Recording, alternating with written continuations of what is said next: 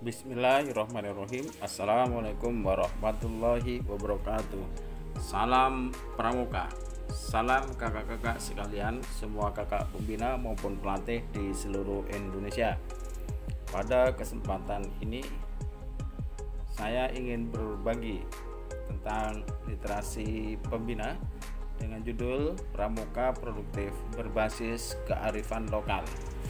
Maksudnya bagaimana kita mengajak pembina melakukan literasi dalam bidang kepramukaan, terutama bagaimana mendokumentasikan secara literasi pramuka produktif berbasis kearifan lokal.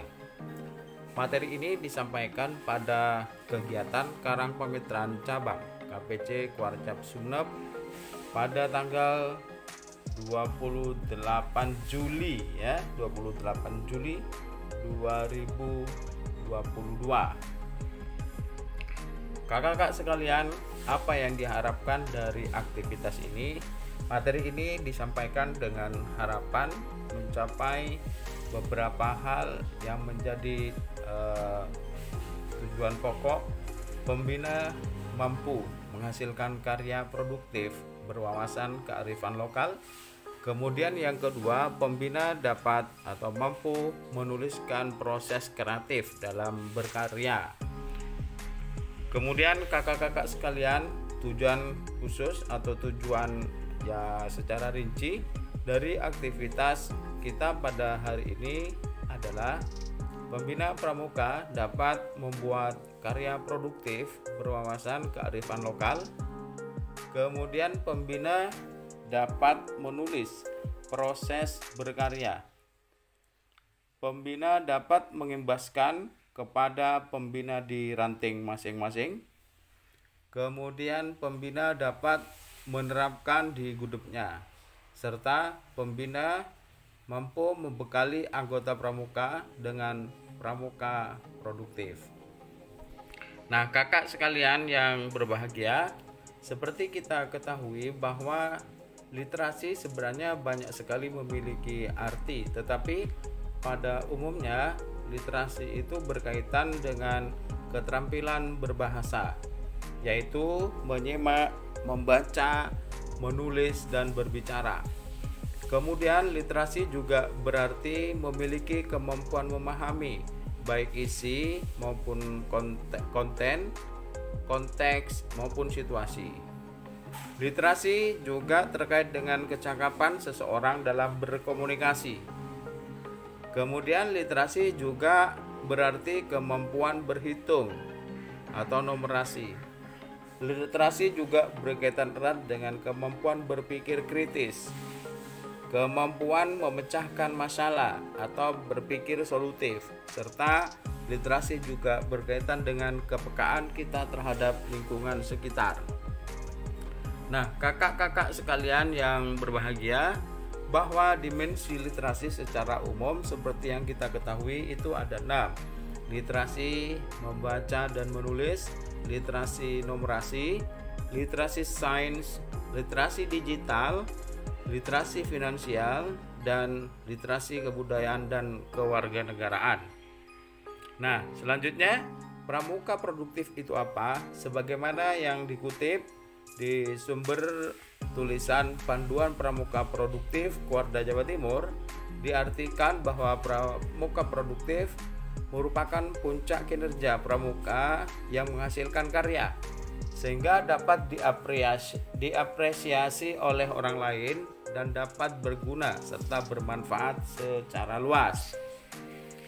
Nah, kemudian bagaimana prinsipnya? Prinsip pelaksanaan pramuka produktif yaitu aktif, berproses, sistematis, strategi, hemat dan praktis, berbasis lingkungan, berdampak, komputatif, memiliki nilai tambah dan kebanggaan. Ini diambil dari buku panduan pramuka produktif Kuarda Jawa Timur.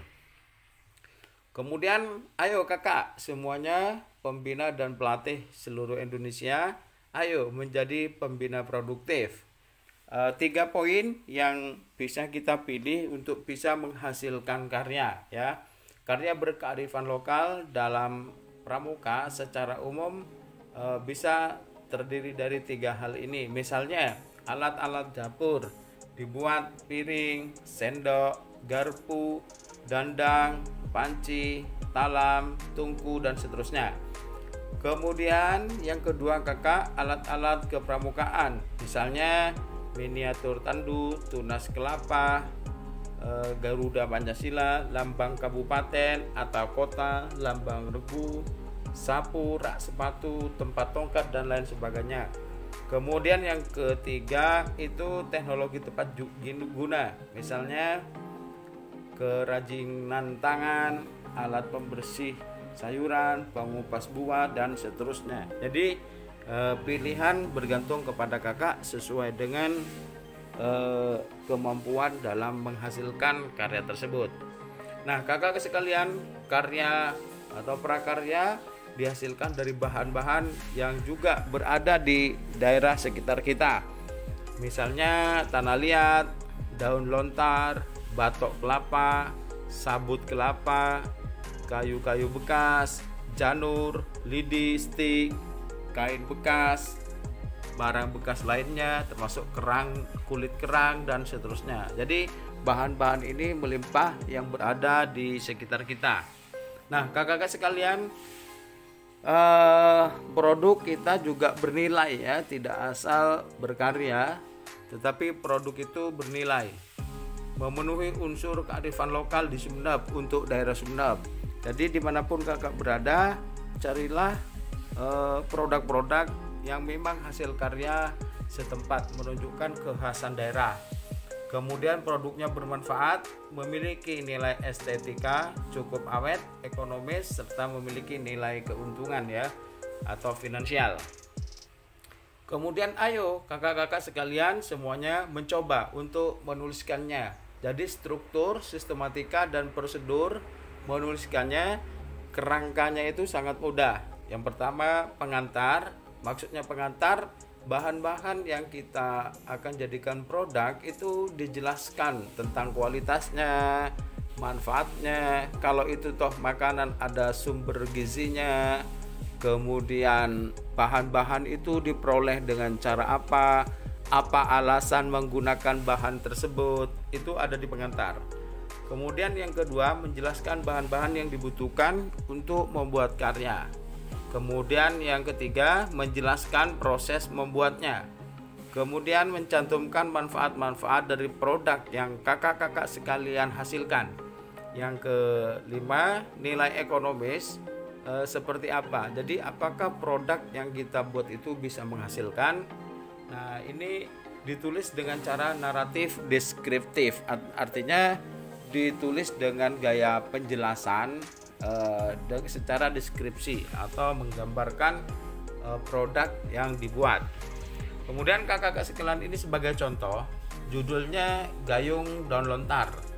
Pada kerangka pengantar dituliskan daun lontar adalah bla bla bla bla bla. Misalnya daun lontar merupakan daun yang dihasilkan dari pohon lontar atau siwalan dan seterusnya ya.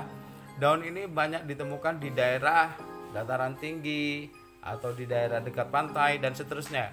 Kemudian salah satu kelebihan daun ini adalah dan seterusnya. Nah, bahan-bahan untuk membuat gayung misalnya dibutuhkan daun lontar, kemudian mungkin ada tali, ada rafia, dan seterusnya.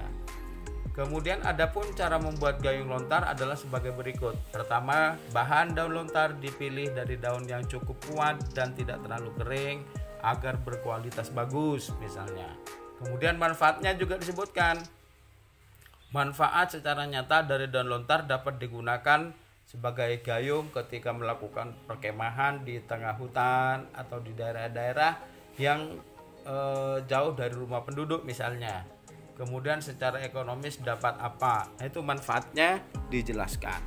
Nah, struktur atau sistematika ini kakak-kakak itu tentu fleksibel. Kakak-kakak bisa membuat, menyusun secara lebih baik lagi.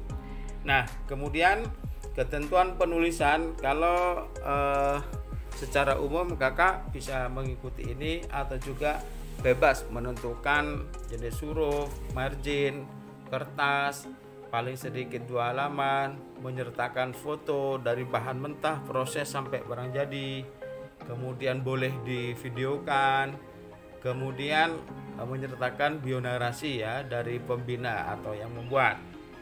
Nah, kakak-kakak sekalian yang berbahagia, inilah contoh beberapa karya kearifan lokal yang bisa dicari di internet.